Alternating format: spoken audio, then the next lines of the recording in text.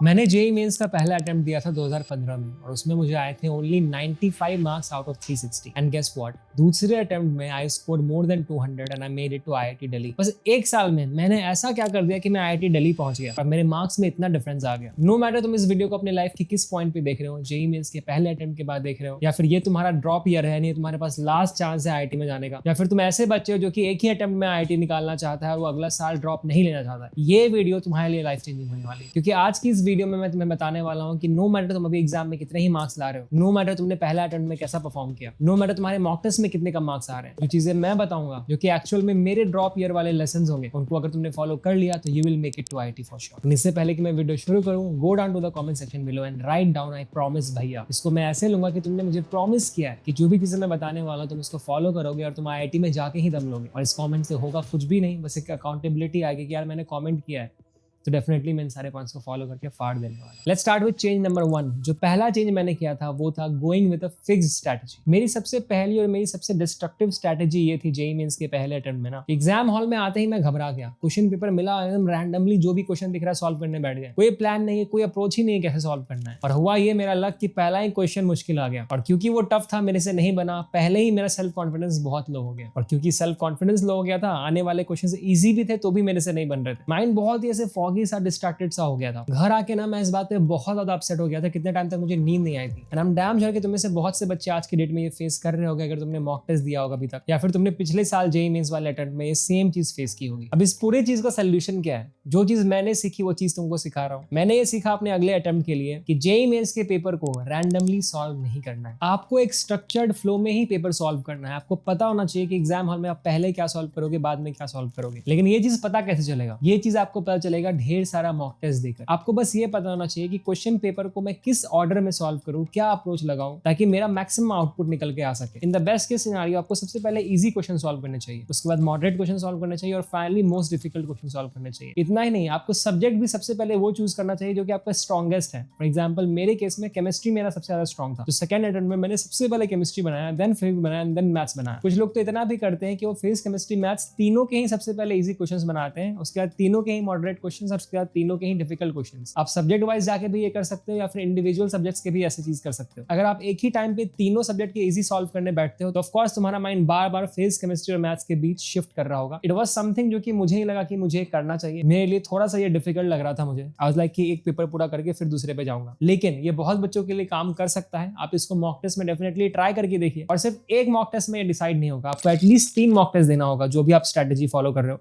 उस स्ट्रेटेजी पे 3 mock test दो और उसके बाद देखो उसको बाकी स्ट्रेटेजी से कंपेयर करके कि क्या वो इफेक्टिव है या नहीं। So sorry to interrupt you guys, but ये स्क्रीन पे डेटा देखो। तुम में से 70% ऐसे बच्चे हैं जिन्होंने अभी तक कोई टेस्ट सीरीज ली ही नहीं है और जनवरी अटेम्प्ट तुम्हारा सर पे है। तुम लेने वाले हो एक बेस्ट टेस्ट सीरीज, बट लोगे उसको लेट से, और उससे होगा ये कि तुम्हारा जनवरी अटेम्प्ट वेस्ट हो जाएगा। वो अटेम्प्ट जिसमें कि अच्छा परसेंटाइल स्कोर करना बहुत ही ज्यादा इजी है। एंड ताकि तुम ये प्रोक्रेस्टिनेशन को बंद करो, इसलिए हम तुम्हारे लिए एक बहुत ही अमेजिंग ऑफर लेकर आए हैं। जो टेस्ट सीरीज मैंने और मेरी आईआईटियंस की टीम ने बनाई है, पाठशाला by Nova test series, 30th नवंबर तक तुमको इस पे मिल रहा है 15% ऑफ। इसके लिए तुमको कोई भी फालतू सा कोड यूज करने की जरूरत नहीं है। बस प्लेटफॉर्म पे जाओ, तुमको जो भी प्राइसेस वहां पे दिख रही है वो ऑलरेडी 15% ऑफ पे है, जो कि बाद में बढ़ जाएंगी। क्यों हम ये ऑफर लेकर आए तुम्हारे लिए? सिर्फ एक रीजन है, क्योंकि हमें पता है कि तुम लेने वाले हमारा ही टेस्ट सीरीज है, बट तुम उसको लोगे दिसंबर के एंड में या फिर जनवरी में, और तब तक बहुत देर हो गई होगी। ये 15% ऑफ के बहाने ही सही, बट अगर तुमने अब ये खरीद लिया तो एटलीस्ट कुछ तो टेस्ट दोगे, कुछ तो इंप्रूव करोगे।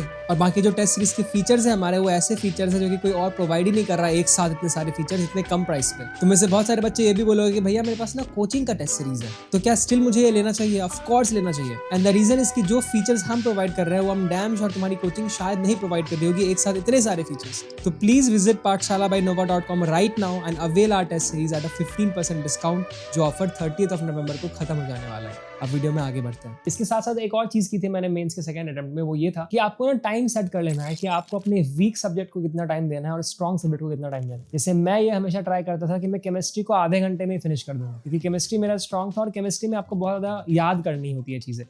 कैलकुलेशन में टाइम वगैरह वेस्ट नहीं होता। अगर आपको आता है तो आता है, नहीं आता तो नहीं बनेगा। तो इसलिए मैं केमिस्ट्री हमेशा हाफ आवर में ही सॉल्व करने की कोशिश करता था अपने सारे मॉक टेस्ट में, अपने एग्जाम हॉल में भी। इतना ही नहीं, मैं तुमको ये भी रिकमेंड करूंगा कि एग्जाम हॉल में ना तुम ओवरऑल जो टाइम है पूरे पेपर को सॉल्व करने का, वो 3 घंटे मन में लेके मत चलना, वो 2.5 घंटे लेकर चलना। 2.5 घंटे लेकर चलोगे ना तो लास्ट का जो हाफ आवर होगा उसमें तुम रिविजिट कर पाओगे एंड ट्रस्ट में इसका बहुत फायदा होगा। इनफैक्ट तुम्हें इसी चीज के लिए हमारा प्लेटफॉर्म भी ज्वाइन कर सकते हो, पाठशाला बाय nova.com। यहाँ पे जो टेस्ट सीरीज मैं प्रोवाइड कर रहा हूँ which is made by me and my team of IITians। यहाँ पे हम टेस्ट के स्टार्ट में ही तुमको हम ये ऑप्शन देते हैं कि तुमको टेस्ट 2.5 घंटे में सॉल्व करना है या फिर 3 घंटे में।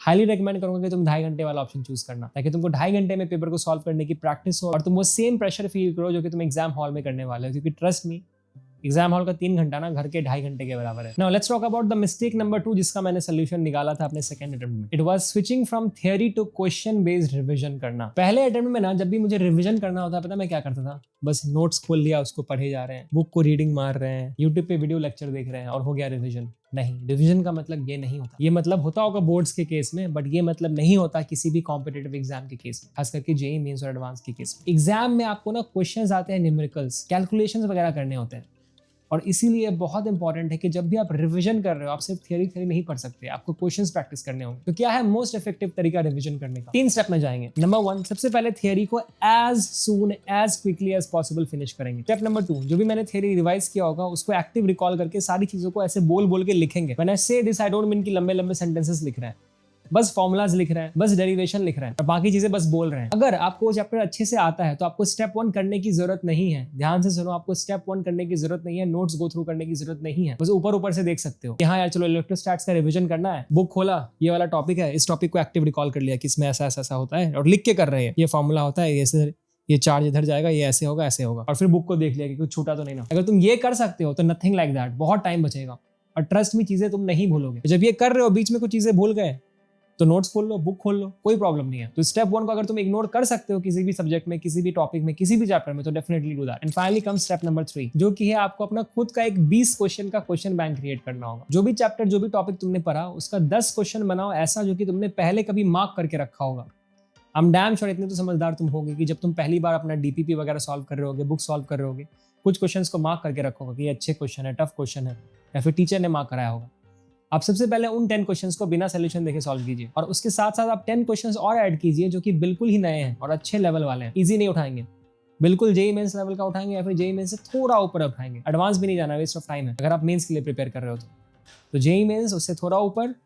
और ये 20 क्वेश्चन का सेट बन गया, 10 पुराने वाले, 10 नए वाले, उनको टाइम बाउंड प्रैक्टिस करेंगे। अगर आपने ये भी कर लिया और आपको स्टिल लग रहा है कि आपको और भी क्वेश्चंस प्रैक्टिस करने की जरूरत है तो once again you can go to platforms like our platform Pathshala by nova.com, जहां पे तुम अपना टॉपिक सेलेक्ट करो और प्लेटफॉर्म खुद तुमको जेईई मेंस लेवल के क्वेश्चंस क्यूरेट करके देता है, वो भी एक टेस्ट के फॉर्मेट में जिसमें कि एक टाइम फिक्स्ड होता है कि आपको उतने टाइम में इसको सॉल्व करना है। अगर तुमने ये कर लिया ना मेरे भाई, तो ट्रस्ट मी तुम्हारा कॉन्सेप्ट, तुम्हारा पूरा सब्जेक्ट इतना स्ट्रॉन्ग हो जाएगा ना कि तुमको कोई रोक नहीं सकेगा आईटी में जाने के लिए। इससे पहले कि मैं नेक्स्ट गलती पे जाऊं, एक और अमेजिंग फीचर बताता हूं हमारे प्लेटफॉर्म का। अगर तुम पाठशाला बाय नोवा टेस्ट सीरीज को अवेल करते हो तो तुमको मौका मिलता है महीने में 2 से 3 लाइव सेशन करने का मेरे साथ, मेरी टीम के साथ। एक जूम कॉल हम करते हैं जिसमें कि तुम हमारे से डाउट पूछ सकते हो और मैं और मेरी टीम उस कॉल पर बैठ के तुम्हारे उस प्रॉब्लम को सॉल्व करने की कोशिश करते हैं। साथ में तुमको मिलता है यहाँ पे स्वॉट एनालिसिस। हर टेस्ट के बाद ये प्लेटफॉर्म खुद तुमको बताएगा कि तुम्हारे वीक टॉपिक्स कौन से हैं और इतना ही नहीं, तुमको तुम्हारे वीक टॉपिक्स पे ढेर सारे क्वेश्चंस भी रिकमेंड करेगा, जो कि तुम्हारा इतना सारा टाइम सेव कर लेगा कि तुमको ढूंढना नहीं पड़ेगा, अरे यार ये क्वेश्चन गलत हुआ, इसका रिलेटेड क्वेश्चन ढूंढते हैं जो कि बना के स्ट्रॉन्ग करूं मैं। ये सारा टेंशन खत्म, सब कुछ हमारा प्लेटफॉर्म करके देगा। तो make sure to check out the platform right now. Trust me, बहुत फायदेमंद होने वाला है इस पॉइंट ऑफ टाइम पे तुम्हारे लिए। विजिट पाठशाला बाय nova.com और click on the link in the description. Third change जो मैंने अपने सेकंड अटेम्प्ट में किया था वो था special focus on easy scoring topics. मेरे पहले अटेम्प्ट में ना मैं एक ऐसी रेस में भाग रहा था जहां पे सिर्फ हार्डेस्ट टॉपिक को सबसे ज्यादा इंपॉर्टेंस मिलता था। मतलब रोटेशनल मोशन टफ है तो सारे बच्चे वही पढ़ने में लगे हुए, मॉडर्न फिजिक्स को कोई पूछ ही नहीं रहा है। और हुआ यूं कि कम्युनिकेशन सिस्टम से एक क्वेश्चन आया था एटेन्युएशन का मेरे अटेम्प्ट में और मेरे को नहीं आता था, वो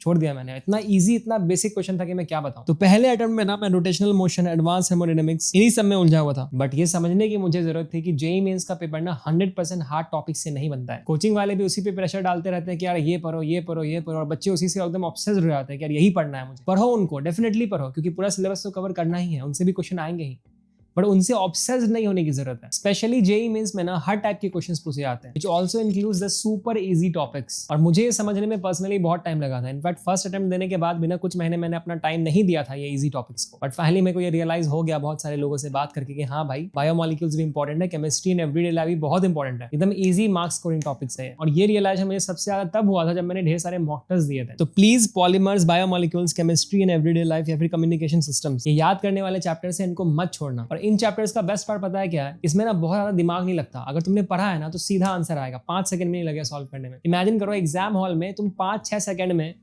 4 मार्क्स ऐसे ले रहे हो। वहीं रोटेशनल मोशन का क्वेश्चन बनाए जा रहे हैं, बन भी रहा है, पता नहीं सही है या गलत है, और टाइम अलग लग रहा है 5-10 मिनट। तो इसलिए इनको हल्के में मत लेना, इनको छोड़ के मत जाना। Let's move on to change number 4। लेकिन उससे पहले कि मैं वो बताऊं, मुझे बताओ कि तुम्हें मैं पसंद नहीं हो क्या, या फिर ये चैनल बिल्कुल ही पसंद नहीं है, एकदम नफरत करते हो? बताओ। अगर ऐसा नहीं है तो इस चैनल के 80% व्यूअर्स ऐसे क्यों हैं जिन्होंने इस चैनल को सब्सक्राइब करके नहीं रखा है? भाई, तुम्हारा सब्सक्रिप्शन हमारा मोटिवेशन है, ठीक है? हर एक वीडियो में बहुत मेहनत लगती है। प्लस अगर तुम सब्सक्राइब नहीं करते हो तो हो सकता है कि तुम कुछ बहुत इंपॉर्टेंट वीडियोस मिस कर दो इस चैनल पे, जो कि एक्चुअली में तुम्हारी गलतियों को सुधारते और तुम्हारा आईआईटी में सिलेक्शन करवा दे। तो मेरे भाई, please make sure to subscribe to the channel. It will really motivate me and definitely will help you for sure. Now let's talk about change number 4, which is giving more importance to PYQ. पहले attempt में ना मेरा mentality ये था कि यार PYQ तो last moment वाली चीज है, लास्ट के 2 हफ्ते में, 1 महीने में देखनी। लेकिन दूसरे अटेम्प्ट में आई रियलाइज कि यार मैं जिस एग्जाम के लिए प्रिपेयर कर रहा हूँ, अगर मैंने उसी एग्जाम के क्वेश्चंस को नहीं सॉल्व किया है और दुनिया भर के बुक्स बना रहा हूँ, एरिस्टनिक हैलिडे, पॉला वाई ब्रूस, इरोडोफ, तो क्या फायदा है? आप दुनिया भर के बुक्स बना रहे हो और जो क्वेश्चंस आपको एक्चुअली में दिए गए हैं, जो कि एग्जाम में एक्चुअली में, आप उसको लाइटली ले रहे हो। नहीं, प्लीज डोंट डू दैट। आपको पीवाईक्यू को बाइबल की तरह ट्रीट करना है और उसको डेफिनेटली बनाना ही बनाना है। अब इस मोमेंट में जब एग्जाम इतना नजदीक है तो पीवाईक्यू कैसे सॉल्व करना है, ध्यान से सुनो। तुम जिस भी चैप्टर को रिवाइज कर रहे हो, ऑन द स्पॉट उस चैप्टर का पूरा पीवाईक्यू सॉल्व कर लो। मेंस में कई बार ना एडवांस के भी कुछ क्वेश्चंस आ जाते हैं। एडवांस के मोस्ट डिफिकल्ट वाले क्वेश्चंस नहीं है, एडवांस के डिसेंट इनफ वाले क्वेश्चंस जो कि मेंस के लेवल के थोड़े ऊपर होते। तो मैंने भी ये किया था, आई हाईली रिकमेंड कि तुम भी ये करो कि एडवांस का भी पीवाईक्यू सॉल्व कर लो। एडवांस में कुछ लेंथी क्वेश्चंस भी होते हैं बड़े-बड़े, वो कर पाओगे अगर टाइम है तो अमेजिंग, नहीं है तो एटलीस्ट जो बेसिक्स वाले हैं वो कर लो। तो एक काम करना कि पिछले सालों का जेईई मेंस का पेपर उठाना और उसको as mock test, full length test देना, जिसमें कि तुम बिल्कुल एग्जाम टाइप उसको ट्रीट करो कि हाँ 2.5-3 घंटे में सॉल्व करने की कोशिश कर रहे हैं, चैप्टर वाइज नहीं, full length test. Trust me, अगर तुमने ये कर लिया अभी इस मोमेंट पे ना भाई, मैं बता रहा हूँ, इट्स लाइक तुम जेईई मेंस को दे रहे हो जेईई मेंस देने से पहले। इतना ज्यादा फायदा होगा तुमको बता नहीं सकता। एंड यही वो चीज थी, इसको करके एक्चुअली मेरा मार्क्स इंप्रूव हुआ था मेरे सेकंड अटेम्प्ट में। एंड इस पॉइंट पे द मोस्ट इंपॉर्टेंट चीज ध्यान से सुनना, जब तुम ये प्रीवियस ईयर वाला full length question paper solve कर रहे होगे जेईई मेंस का, मेक श्योर करना कि तुम उसको 2 से 2.5 घंटे में सॉल्व करो, not more than 2.5 hours. Why? क्योंकि तुमने ऑलरेडी उन क्वेश्चंस को पहले कहीं ना कहीं सॉल्व कर रखा होगा पीवाईक्यू में, right? And that is why it becomes very very important. And but तुम घर पे जब भी कोई भी मॉक टेस्ट या कुछ भी सॉल्व कर रहे हो ना जेईई मेंस रिलेटेड, उसको तुम 2.5 घंटे से ज्यादा में मत सॉल्व करो। आदत डालो 2.5 घंटे में सॉल्व करने की। अगर तुमको लगता है कि एक्स्ट्रा टाइम चाहिए तो ठीक है, बट 2.5 घंटा ट्राई करना और कुछ 3 घंटे वाले भी टेस्ट दे देना। और इसीलिए तो मैंने अपने प्लेटफॉर्म पाठशाला.nova.com पे ये फीचर दिया है ना, तुम्हें कि तुम टेस्ट के स्टार्ट में चूज कर सकते हो कि तुमको वो टेस्ट 2.5 घंटे में देना है या फिर 3 घंटे में। प्लीज अवेल करो उस फीचर को, बहुत फायदा होगा। लाइक आई मेंशन, वो फीचर कोई और प्लेटफॉर्म प्रोवाइड ही नहीं कर रहा है। हम डैम श्योर कि कुछ टाइम में कॉपी कर लेंगे बाकी लोग भी, बट अभी इस पॉइंट पे सिर्फ हम प्रोवाइड कर रहे हैं। एंड फाइनली चीज नंबर 5, स्टडी एवरी चैप्टर। पहले अटेम्प्ट में ना मेरा माइंडसेट ये था कि जो भी टॉपिक्स मेरे बहुत ही वीक हैं, मैथ्स के तो बहुत सारे टॉपिक्स मेरे वीक थे, उनको मैंने छोड़ ही दिया था। प्रोबेबिलिटी पढ़ा ही नहीं, इक्विलिब्रियम पढ़ा ही नहीं। और जब एग्जाम हॉल में मैं बैठा, मेरे को ये रियलाइज हुआ कि यार जेईई मेंस में तो ये चीज अप्लाई नहीं होती। एडवांस में भले ही थोड़ी बहुत अप्लाई होती है कि कुछ सिलेक्टिव चैप्टर्स है जहां से बहुत ज्यादा क्वेश्चंस आते हैं, बट मेंस का अगर आप पेपर देखोगे ना तो ऑलमोस्ट हर चैप्टर से कुछ ना कुछ वो पूछ ही देता है। तो अगर ऐसे भी चैप्टर्स हैं जो कि आपके बहुत ही वीक है, आपको बिल्कुल नहीं आता, मैं ये हाईली रिकमेंड करूंगा कि एटलीस्ट उसका बेसिक क्लियर करके जाओ। सेम चीज मैंने सेकंड अटेम्प्ट में की थी। सेकंड अटेम्प्ट में ना मुझे 2 साल का सिलेबस 1 साल में खत्म करना था। 11-12 दोनों के मैं ड्रॉपर था और 11 मेरा बहुत वीक था, तो of course it was not possible for me कि मैं पूरे सिलेबस को अच्छे से करके जाऊंगा, right? But at the same time मैंने ऐसा नहीं किया कि मैंने सिलेबस को छोड़ दिया कि हाँ ये 5 चैप्टर मेरे को नहीं आते, इसको मैं छोड़ दूंगा। आई ट्राइड माई बेस्ट कि मैं पूरा बेसिक्स करके जाऊं, ताकि अगर उस पर्टिकुलर चैप्टर से इजी क्वेश्चंस आ जाए तो मेरे से वो मिस ना हो। इतना ही नहीं, कई बार ये हो जाता है ना कि आपको एक क्वेश्चन सॉल्व करने के लिए बोल दिया गया और लास्ट में पूछ दिया गया कि what is the probability of the existence of this. तो आपने क्वेश्चन सॉल्व कर दिया अपना कॉन्सेप्ट लगा के, लेकिन लास्ट में जो प्रोबेबिलिटी घुसा दिया, आपको प्रोबेबिलिटी का बेसिक फॉर्मूला ही नहीं पता है। तो इसीलिए ना ये सारी चीजें बहुत इंपॉर्टेंट है कि आप पूरा सिलेबस को कवर करो, चाहे आपको कितना ही ना पसंद हो, आपको कितना ही वीक लगता हो, बेसिक्स क्लियर करके ही जाना है, ठीक है? तो यही थे वो 5 मेजर चेंजेस जो कि मैंने अपने प्रिपरेशन में इंप्लीमेंट किया था, जिससे मेरा मार्क्स इतना बूस्ट हो गया बस 1 ही साल के बाद। बोनस टिप बस ये दूंगा कि अपने हेल्थ का भी ख्याल रखना, प्लीज बीमार वगैरह मत करना इस स्टेज पे, और गिव अप मत करना, अपने आसपास के लोगों से खुद को कंपेयर मत करना। नो मैटर कोई भी बच्चा कितना ही स्कोर कर रहा है टेस्ट में, trust me, actual final exam में ना सब दूध का दूध पानी का पानी होता है। बहुत लोगों को देखे मैंने जो कि क्लास में टॉप करते थे और किसी आईआईटी में नहीं जा पाए, और बहुत ऐसे बच्चे देखे मैंने इंक्लूडिंग मी जो कि डिसेंट इनफ थे बट स्टिल आईआईटी पहुंच गए। And the only reason that separated us was the fact that I didn't give up till the last moment.